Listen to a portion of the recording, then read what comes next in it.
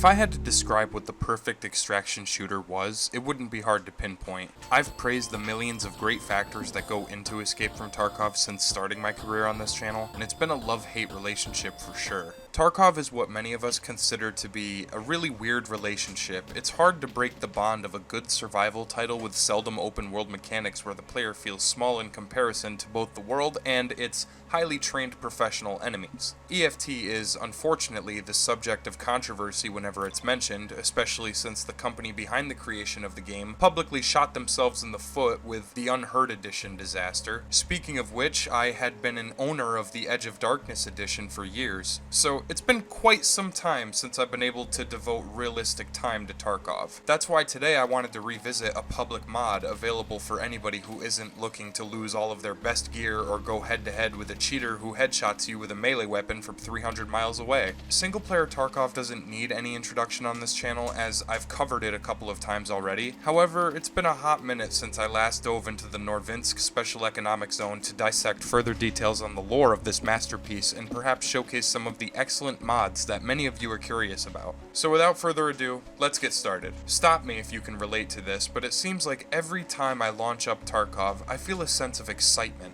There's never really been a better example of the genre itself, and I'm almost positive BSG knows this, which is why they got really cocky with their replies after the backlash they received. Theatrics aside, the SPT modding community has ensured that even if you own the basic version of Tarkov, you can then use that as a template for the SPT installer. After everything's set up, you get to choose the version of Tarkov you want to play, including the Unheard Edition. It's smooth sailing from here.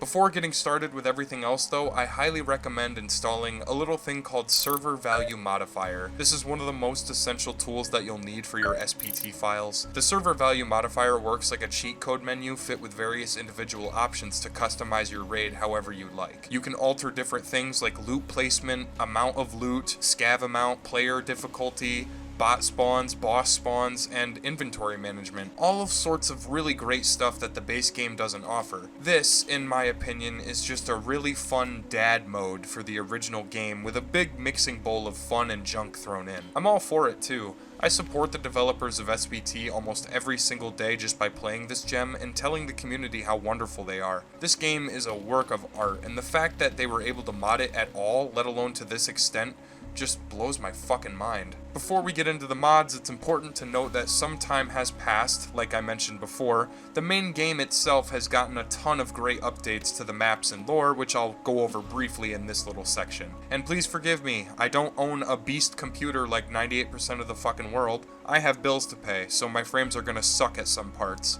My apologies going forward for any choppy gameplay. But other than that, a lot of the maps have received major overhauls. I played Factory 3 times in a row due to how different it felt, with new branching pathways in the office, flooded basement areas. It still has that intense clusterfuck feel to it, but some areas have been changed, forever altering the formula of how I used to play on that map. This isn't a complaint. I really love when games add chapter-like lore, correcting old small things and introducing new big ones at the same time. I don't want to spoil majority of the new stuff added to all the maps, but know this. It's totally worth trying for that alone. You'll probably fall in love with the environment in almost every single new update to Tarkov. Every map looks great. This also includes quest lines that have never been available to the player before. Thankfully, the modding community understands what tickles most players in terms of Tarkov's story and have added tons of great lore-friendly quest lines through downloadable traders that offer unique rewards and prizes for helping them out. Infamously enough is Painter, a mod trader that sells customized weapon parts. These can range from elegant designs like skulls or lightning bolt paint jobs, special pieces for your equipment that come in new colors and shapes. It's not essential, but if you're looking to play in a unique stalker RPG type of way, then I'd highly recommend getting Painter. He even sells magazines with strips of colored tape for aesthetic purposes. It's a little silly that the base version of Tarkov doesn't have something like this, but it's even cooler that someone else thought to add it in. You can officially build a weapon that not only suits you, but represents your playstyle. Other mods will allow you to have some very cursed guns in your arsenal. Your eyes are not tricking you, by the way. That's a 6-shot revolver with a grenade launcher cylindrical magazine. Some psychopath thought up the idea to introduce specialized cursed weaponry and put it into the fucking loot pool. So if you ever come across some of these monstrosities, I suppose you could try it out for the sake of a laugh. Not all special weapons are cursed though, as some offer really high tier benefits like zero recoil or faster reload speed. Keep your eyes peeled whenever you're searching corpses or containers for these guns. They're worth a lot of money and, pretty useful in the end. Tarkov is known for not only being extremely unforgiving, but also for its high stakes gameplay mechanic. If you don't have the right equipment, you're gonna die an awful lot, and even more so if you aren't trained with said guns. It's not necessarily a game meant for the faint of heart, but SPT offers really fair and balanced ways to play Tarkov that I hadn't seen in the live game. Thanks to the modding community, I was able to find plenty of armor and health options that assisted with not getting one-tapped by a scav every 5 fucking seconds. This one, called the Bandana of Protection, is merely a bulletproof piece of fabric that is worn over your face. Yeah, it's cheap and doesn't make any fucking sense, but look, some of these major bosses I'm convinced are just not killable most of the time. And how does it make sense that they can laser me in the face from 85 miles away, but I can't do the same? Trust me, you'll want the bandana mod. Otherwise, you're gonna die and get upset with yourself. I'm not a big fan of how armor works in the OG game, so I downloaded a safe mod that lets you repair all armor to max durability without any further damage. To some, this is gonna come off as cheap, but keep in mind, you'll find plenty of loot in your endless raids to the point where you'll be able to experiment with different armor setups and tactical adjustments in your inventory, deciding what guns to use, so on and so forth. It feels unique every time is the point I'm making. I have a fully upgraded hideout and it took me less than 5 days to earn it.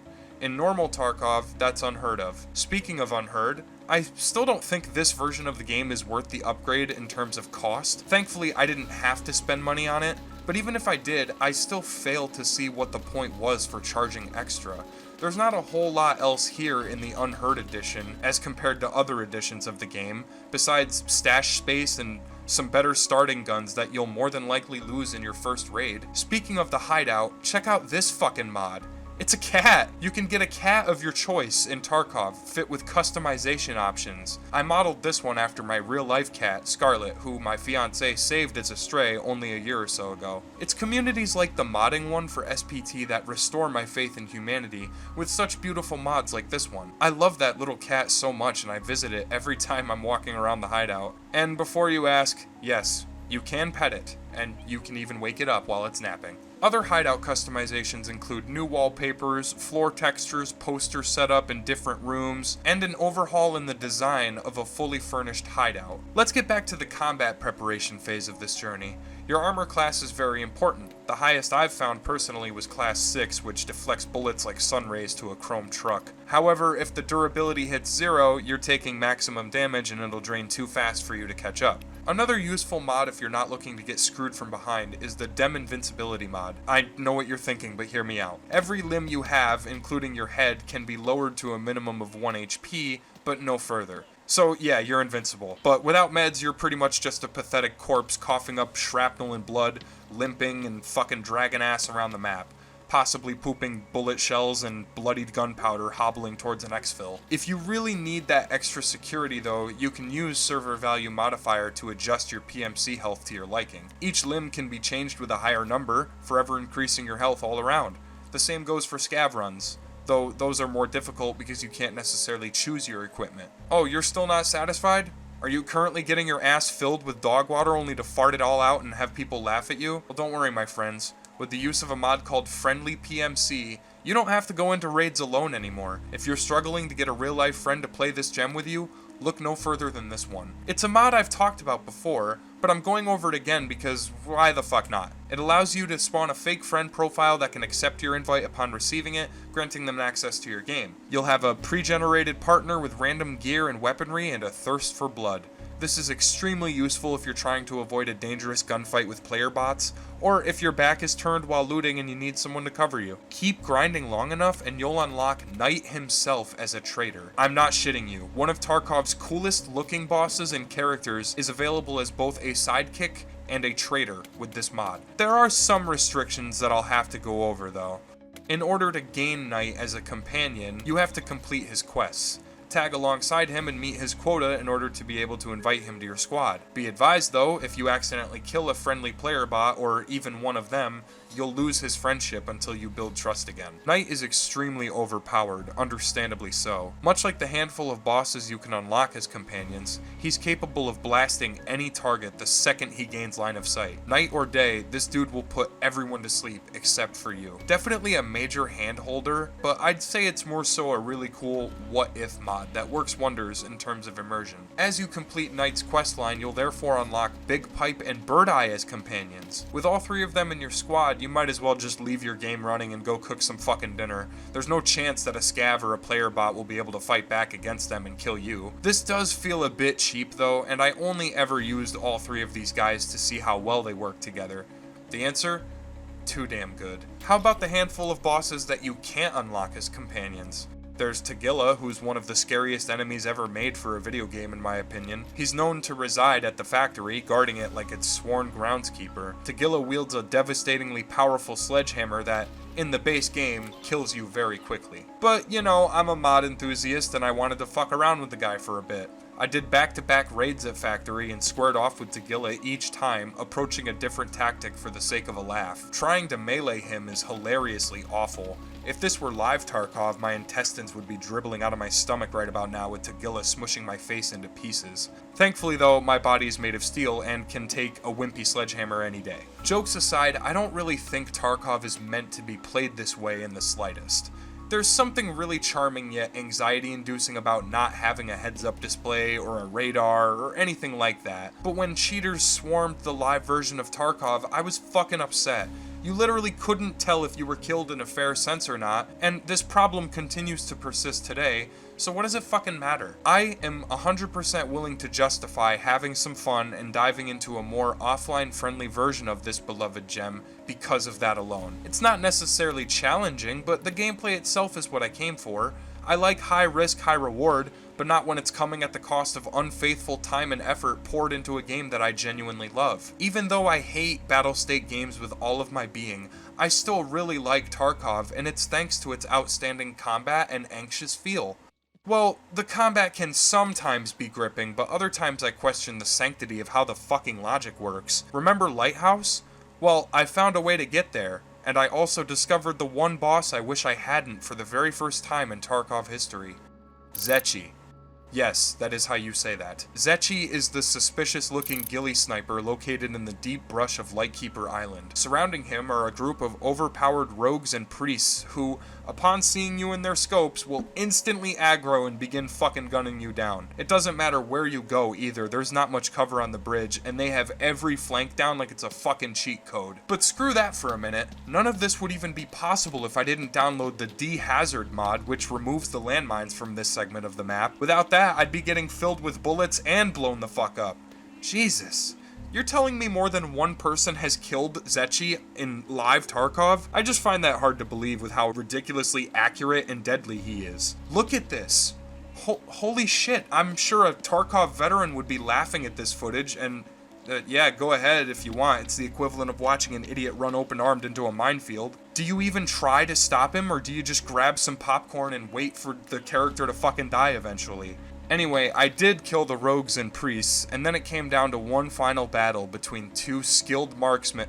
Okay, one skilled marksman and a complete bozo. Zetchi is so fucking fast, he can empty a magazine into your head quicker than I can blink half the time. After I finally fucking killed this asshole, you get to search his loot and reap the island's benefits. Honestly, the overall vibe of the lighthouse is really cool, and I enjoyed exploring this section, as I had never been over here prior to discovering SPT. I do know there's a trick to bypassing the mines without using a mod that removes them, but it requires a very specific set of timing, patience, moves, and jumping to pull off properly. It takes a long time to master, and I just don't have the energy nor the time for it, so I'd rather run across the bridge getting pelted by sniper rifles than have to tiptoe around landmines and shit. Yeah, you're telling me you guys have to figure out all sorts of tricks and jumps to get to Lightkeeper Island? Just run across. What's the worst that could happen? What's stopping you? Just run across the bridge. I guess, to me, Tarkov is most interesting as a core concept.